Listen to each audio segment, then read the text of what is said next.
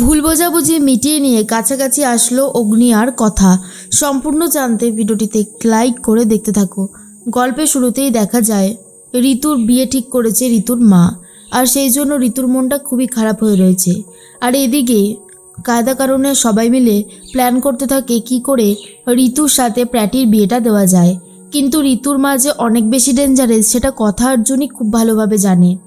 আর সেই জন্য কথা বলতে থাকে, আমি ঋতুকে যেভাবেই হোক নিয়ে আসবো, কিন্তু প্রত্যয়দা আজ কিন্তু তোমাকে প্রপোজ করতেই হবে। তুমি যদি প্রপোজ করতে না পারো, নিজের মনের কথাটা জানাতে না পারো, তাহলে কি করে হবে বলো তো। এরপরেই অগ্নি তখন বলে, যদি ঋতু এখানে আসে তাহলে আজ প্র্যাটি ঠিকই ওকে প্রপোজ করবেই। কি প্র্যাটি, আমি ঠিক বললাম তো? প্র্যাটি তখন বলে, যদি সেই সুযোগটা আমার কাছে আসে তবে আমি অবশ্যই করব। এর মধ্যে অগ্নি বলে, দেখ এই সুযোগ কিন্তু বারবার আসবে না, যা করার তোকে আজকের মধ্যেই করতে হবে।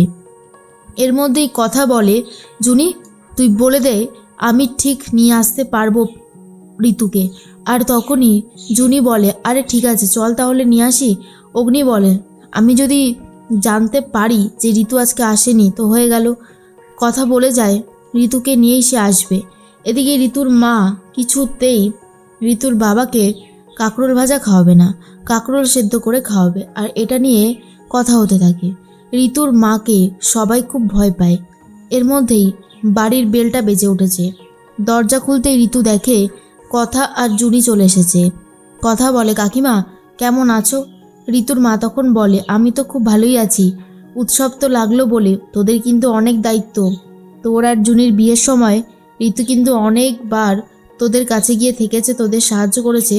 এবার বান্ধবীর বিয়েতে তোদেরকেও কিন্তু উঠে পড়ে লাগতে হবে, কি পারবি তো? তখনই কথা বলে, কেন পারবো না? আরে অবশ্যই পারবো, চিন্তা করো না, সব কিছু খুব ভালোভাবে ম্যানেজ করে নেব। এবারে শুধু আমাদেরকে একটু দায়িত্বটা নিতে দাও, ব্যাস তাহলেই হয়ে যাবে। এর মাঝখানেই তখন মনে মনে একটা কথাই ভাবছিল কথা, যেভাবেই হোক ঋতুকে এখান থেকে বার করতে হবে। তাই জন্যই বলে, কাকিমা ঋতুকে নিয়ে আমরা একটু ঘুরতে যেতে পারি? তখনই ঋতুকে বারণ করে দেয়। ঋতুর মা তখন বলে, না না ওকে নিয়ে এখন যেতে হবে না, কেনাকাটার যদি কিছু থাকে তোরা নিজেরা নিয়ে গিয়ে তো তোরা দুজনা যা করে আয়, কিন্তু ও এই বাড়িতেই থাকবে, ও এখন যাবে না, বিয়ের সময় কোথাও না বেরোনোই ভালো। তখনই কথা ভাবে, এবার যদি বেরোতে না দেয় তাহলে তো হয়ে গেল, না না যেভাবেই হোক নিয়ে আমাকে যেতেই হবে। আর এর মধ্যেই কথা আর জুনি আসার আগেই চারিদিকটা খুব ভালো করে সাজিয়ে দিচ্ছে অগ্নি, কারণ কথা আর জুনি আসা মানেই ঋতুকে নিয়েই আসবে। এরপর প্র্যাটিকে বারবার করে অগ্নি বুঝিয়ে বলে, শোন এটাই কিন্তু সুযোগ, আর তোকে কনভিন্স করতেই হবে যেভাবেই হোক না কেন। তুই যদি হেরে যাস তাহলে কিন্তু হবে না। প্র্যাটি বলে, আমি চেষ্টা করব। এর মধ্যেই ঋতুর মা কথাদের সাথে যাওয়ার পারমিশন করিয়ে দেয়। কথা তখন বলে, ঠিক আছে কাকিমা, আমরা ওকে এখানে দিয়ে যাব, কোনো অসুবিধা হবে না। ঋতুকে নিয়ে তো বেরিয়ে পড়েছে। ঋতুর মনটা খারাপ আর বলে, তোরা বান্ধবী না শত্রু? এই বিয়েটা আমি করতে চাইছি না, আর তোরা কেনাকাটা করার জন্য আমাকে এভাবে নিয়ে যাচ্ছিস। তখন কথা বলে, দূর, কে নিয়ে যাচ্ছে তোকে কেনাকাটা করতে?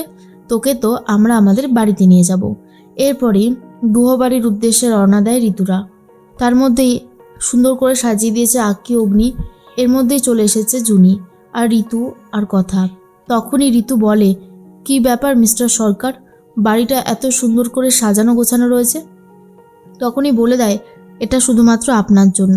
ঋতুকে মনের কথা জানাতে গেলে অনেকবারই আটকে যাচ্ছে, কিছুতেই আর পেরে উঠছে না প্র্যাটি। অগ্নি তো এক প্রকার বিরক্ত হয়ে গিয়ে বলে, তোর দ্বারাই হবে না, তুই আমাকে দেখে শেখ, তারপরেই প্রপোজটা করবি। এবারে যদি প্রপোজ করতে না পেরেছিস না, তোকে দেখিস কীরকম উচিত শিক্ষা দিই।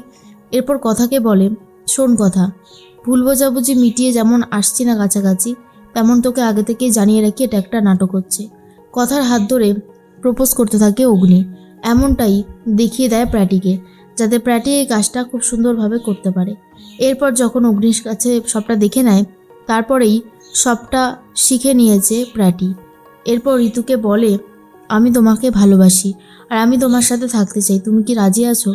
আর ঋতু তো এটা শুনেই খুব খুশি হয়ে যায় আর বলে, হ্যাঁ আমিও তোমাকে অনেক ভালোবাসি আর তোমার সাথেই থাকতে চাই। এটা দেখার পর সবাই খুব খুশি হয়ে যায়, কারণ বাকিরা তো সবাই এটাই চেয়েছিল।